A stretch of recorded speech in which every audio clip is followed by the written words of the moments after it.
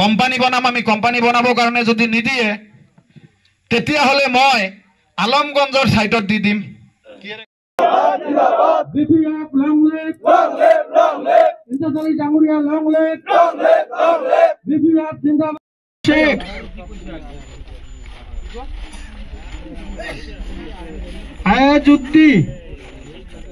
আইজুদ্দিন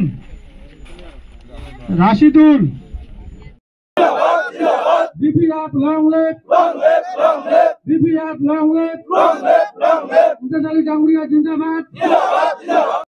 পাঁচ বছৰত BTCত কোনো কাম হোৱা নাই, কোনো উন্নয়ন হোৱা নাই।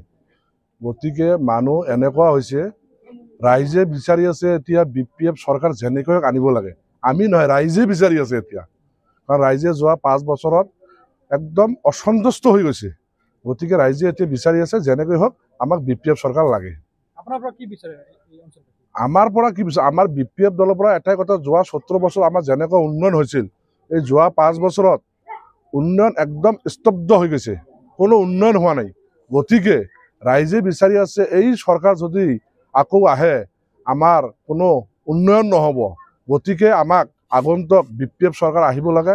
আগত যেনেকৈ আমাৰ সোণাৰ BTC আছিল, সোণাৰ BTC হিচাপে আমি চলিছিলোঁ, যেনেকৈ কাম হৈছিল তেনেকৈ আগন্তুক কাম হ'ব লাগে। সেইকাৰণে ৰাইজে দিল বল ভাঙি ওলাই আহি আছে।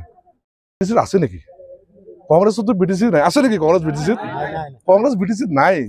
ক'ত আছে কংগ্ৰেছ? আজিকালি দিনত কংগ্ৰেছ আছে নেকি? ক'ত কংগ্ৰেছ আছে? গুণাত কোনো প্ৰত্যাহ্বান নাই।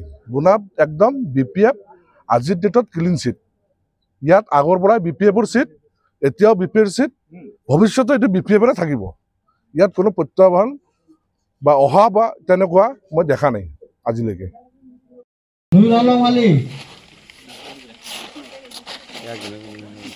মালিক আলী, সিদ্দুস আলী, আনোয়ার আলী,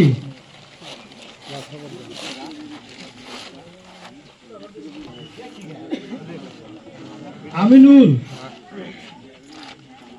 কামাল শেখ, আলী, আরেকটা আলী, সিঙ্গেল আলী, শহর আলী, শামসুল শেখ, শামসুল শেখ, মিজানুর আলী, মহর শেখ,